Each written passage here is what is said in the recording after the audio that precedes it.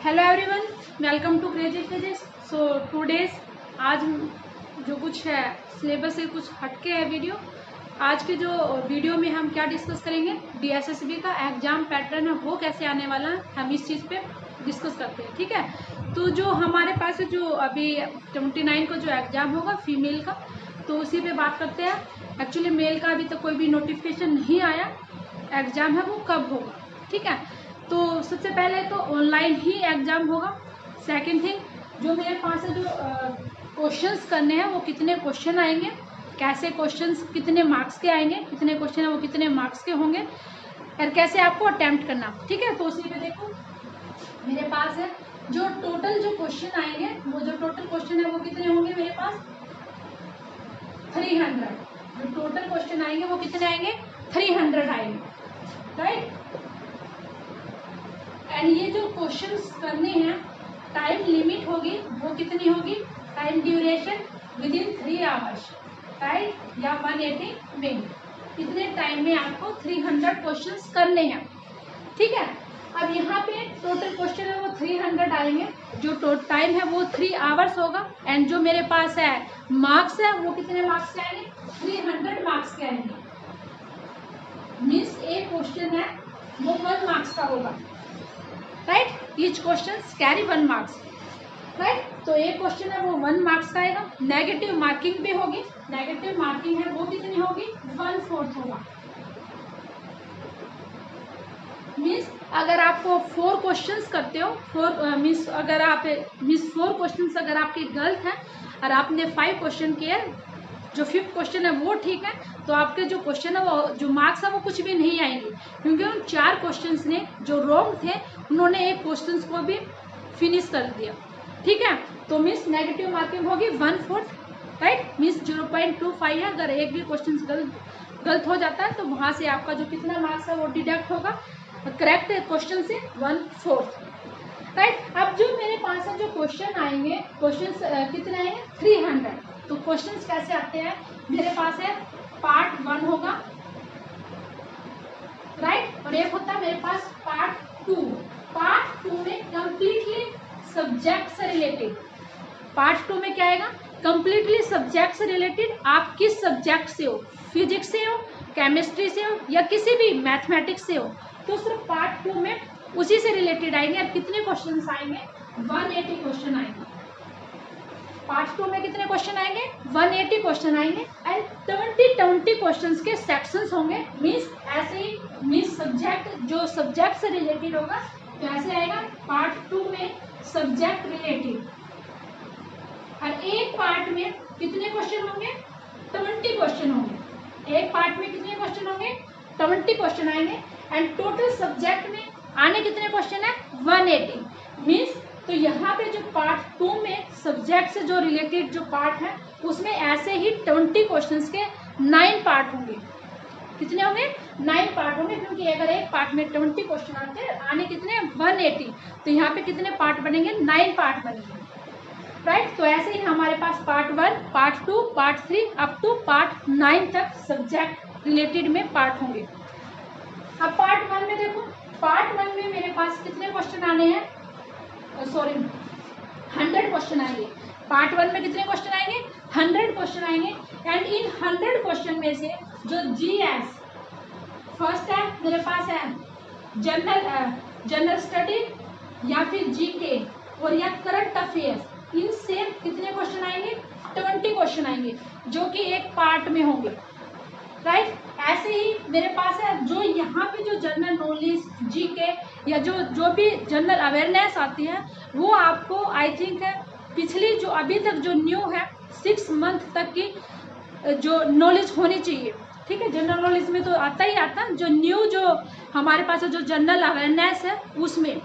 ठीक है, तो 20 मार्क्स वहाँ से आएंगे। ईच क्वेश्चन हो कैरी 1 मार्क्स, यहाँ पे भी प्रत्येक क्वेश्चन है वो 1 मार्क्स का होगा, राइट। ऐसे ही मेरे पास है जनरल स्टडीज एंड जीके हो गया। जो सेकंड पार्ट आएगा वो कितना आएगा मेरे पास है, इसमें मैथ से जो मेरे पास जो जनरल मैथ होता है इसके भी कितने क्वेश्चन आएंगे 20 क्वेश्चन आएंगे, राइट। तो यहाँ पे भी मेरे पास है 20 क्वेश्चन आएंगे। जो मैथ है यहाँ से आप देखो पीजीटी का एग्जाम दे रहे हो तो इसमें जो मैथ का जो सिलेबस आता है वो related I think 9th to +2 तक इतने लेवल का आता है। जो मैथ्स के जो क्वेश्चन आएंगे, जो 20 क्वेश्चन आएंगे, ठीक है। उसके बाद आती है रीजनिंग। रीजनिंग इसमें कैसे आती है, इसमें भी रीजनिंग में भी 20 क्वेश्चन आएंगे।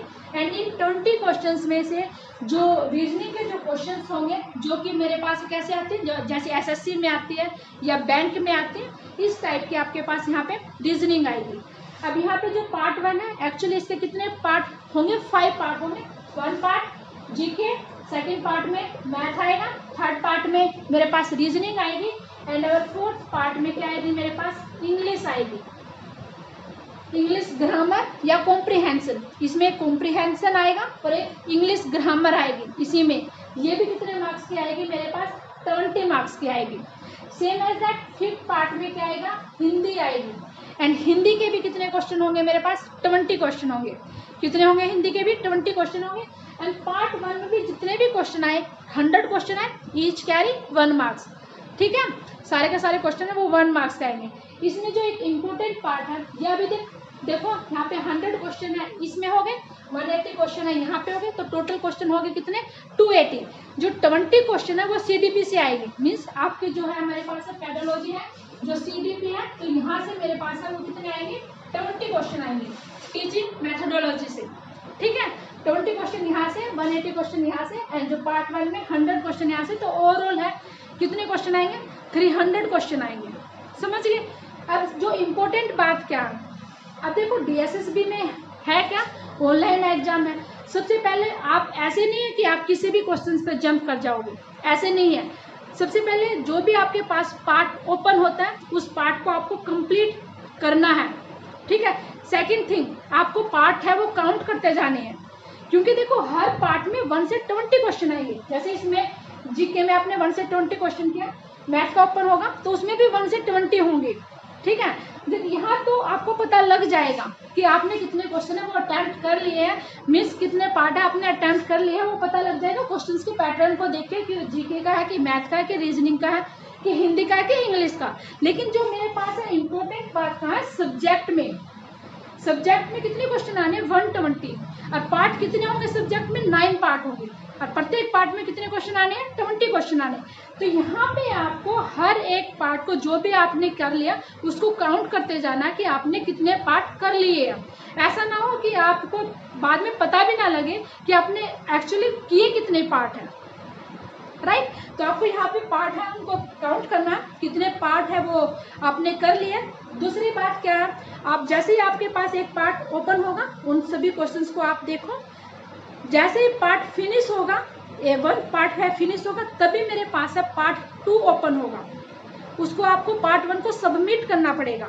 जो भी आपने वहाँ पे ऑप्शंस पे टिक कर दिया, आपके पास है सेकंड चॉइस नहीं होगी कि आप उस क्वेश्चंस को करेक्ट कर सको।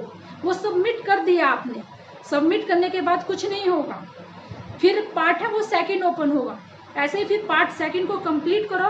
पार्ट सेकंड को कंप्लीट किए बगैर आप पार्ट 3 में जंप नहीं कर सकते, ठीक है। इसमें ये थोड़ी सी रिस्ट्रिक्शंस है, ठीक है। आगे जो ऑनलाइन अदर एग्जाम होते हैं उनमें ऐसा नहीं होता, आप किसी भी क्वेश्चंस में जा सकते हो, लेकिन यहाँ पे ऐसा नहीं है, आपके पास ये चॉइस नहीं है, ठीक है। आप इस चॉइस का ध्यान रखना।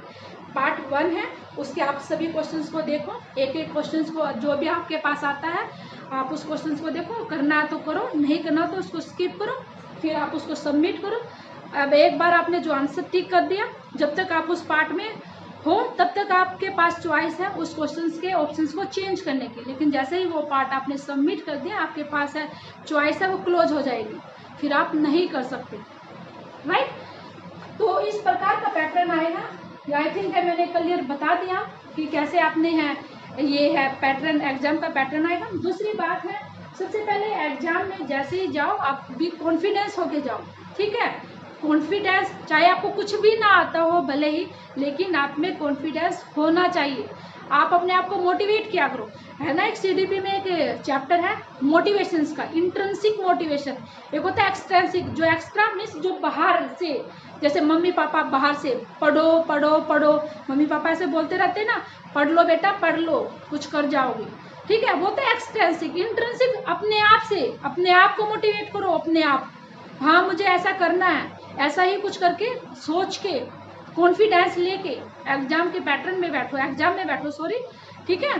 तो अगर आप वहाँ पे पता नहीं क्या आएगा, ये आएगा कि वो आएगा, ऐसे करके जाओगे कुछ भी नहीं होगा। जो होगा, जो मिस किया था वो भी पानी में चला जाएगा।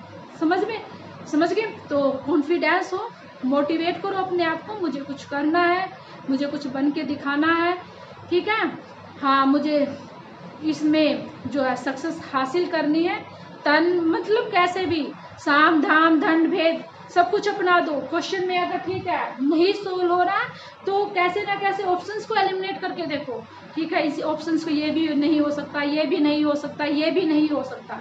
मोस्टली ऑप्शन होते हैं ना वो बी और सी में से मोस्टली ऑप्शन होते हैं।